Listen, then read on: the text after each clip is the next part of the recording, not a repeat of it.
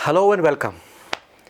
आज इस lesson number 14 में हम एक नए इंग्लिश यूसेज की चर्चा करेंगे और ये बड़ा इम्पॉर्टेंट यूज़ है। एक कॉम्पिटिटिव एग्जामिनेशन में भी फिल इन द ब्लैंक में या मल्टीपल ऑप्शन में इस यूसेज के बारे में अक्सर पूछा जाता है। ये यूसेज है हैड और वुड हैव का प्रयोग।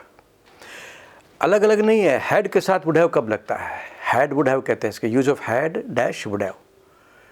देखिए कई बार क्या होता है कि हम भूतकाल में कोई एक्शन करने की कल्पना करते हैं या हम ये सोचते हैं कि अगर ऐसा हो जाता तो ऐसा कर देता, अगर मुझे मौका मिल जाता तो मैं भी ये काम कर देता। तो एक अगर मगर रह जाता है, जिसको कहते हैं एक कंडीशन रह जाती है जो अनफुलफिल्ड होती है, तो पूरी नहीं होती। अर्थात ऐसे कार्य, ऐसे एक्शंस जो अनफुलफिल्ड रहे, जो पूरे नहीं हुए, जिनके बारे में हम केवल बातें करते हैं, यदि मुझे ये हो जाता तो मैं ये कर, यदि आप मुझे सूचित कर देते तो मैं वहाँ पहुँच जाता, यदि सरकार यह कदम बहुत पहले उठा लेती तो आज ये समस्या नहीं आती। तो इस तरह के, इसका मतलब जैसे अपन कहते हैं यदि आप मुझे सूचित कर देते तो मैं वहाँ पहुँच जाता। फॉर एग्ज़ाम्पल एक वाक्य, इसका मतलब क्या हुआ कि न तो उसने सूचित किया और न ही आप पहुँचे। कंडीशन रहेगी ना, यदि आप मुझे बता देते या इन्फॉर्म कर देते तो मैं वहाँ आ जाता। इसका मतलब उसने इन्फॉर्म नहीं किया और नहीं आप गए, दोनों एक्शंस अनफुलफिल्ड रहे, न तो सूचना मिली और नहीं आप जा पाए। तो ऐसे पास्ट के अनफुलफिल्ड एक्शंस या पास्ट के ऐसे अनफुलफिल्ड कंडीशंस के वाक्यों में हम हैड डैश वुड हैव का प्रयोग करते हैं। देखिए कैसे होता है, इसमें इफ़ का प्रयोग जरूर करते हैं। जैसे हम कहते हैं इफ़, फिर हैड, फिर वर्ब की थर्ड फॉर्म। हम जानते हैं हैड के बाद वर्ब की थर्ड फॉर्म आती है, तो इफ़ प्लस हैड, ठीक है, फिर वर्ब की थर्ड फॉर्म आएगी, सब्जेक्ट भी आएगा बीच में, उसके बाद वुड हैव आएगा, और वुड हैव के बाद भी हमेशा वर्ब की थर्ड फॉर्म लगती है। याद रखिए, हैड के बाद भी वर्ब की थर्ड फॉर्म है और वुड हैव के बाद भी वर्ब की थर्ड फॉर्म लगती है। एक सेंटेंस लेते हैं जिसके बारे में अभी मैंने चर्चा की थी, यदि आप मुझे सूचित कर देते, if you had informed me, मैं वहाँ पहुँच जाता। I would have reached there.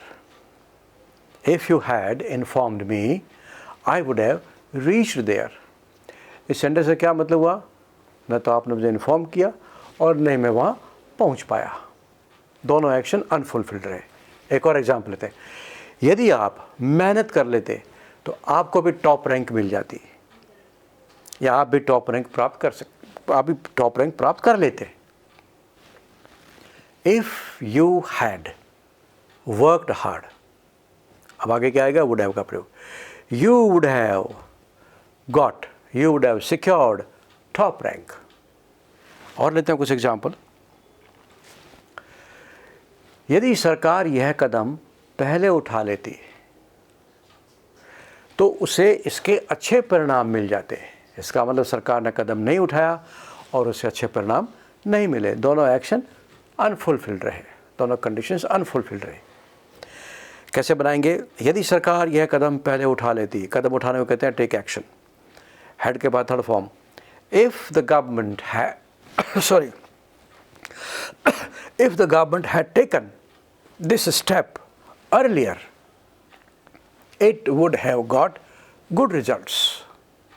If the government had taken this step earlier, it would have got good results. चलिए एक और एग्जाम्पल लेते हैं। कई बार कहते हैं ना कि यदि सरकार राहत सामग्री समय पर भेज देती तो हम लाखों लोगों की जान बचा लेते। इसका मतलब राहत सामग्री समय पर नहीं आई और लाखों लोगों की जान नहीं बची, एक्शन अनफुलफिल्ड रहा। If the government had sent relief material on time, we would have saved lives of millions of people. We would have saved lives of millions of people, which mean, इसका मतलब कि both actions remain unfulfilled. The condition was not fulfilled, condition पूरी नहीं हुई, सरकार ने राहत सामग्री नहीं भेजी। तो ये एग्जामिनेशन में भी आप ध्यान रखें, सब्जेक्ट आता है, उसके बाद में पहले इफ़ लगेगा, उसके बाद में फिर सब्जेक्ट आएगा इफ़ यू, फिर हैड आएगा, फिर वर्ब की थर्ड फॉर्म। ये एक सेंटेंस हुआ। सेकंड सेंटेंस में फिर से सब्जेक्ट, फिर वुड हैव, फिर वर्ब की थर्ड फॉर्म। ये बिल्कुल फिक्स पैटर्न है इसका। कौन से एक्शंस में? जो अनफुलफिल्ड रहे, जो पूरे नहीं हुए। चलिए I take one more example.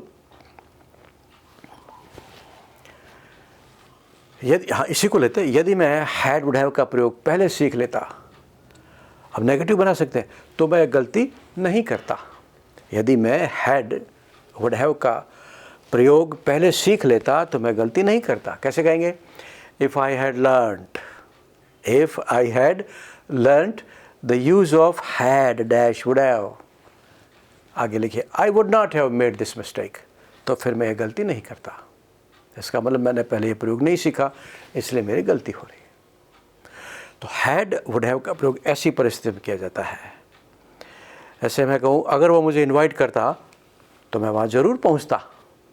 इसका मतलब उसने इनवाइट नहीं किया और मैं नहीं पहुँच पाया।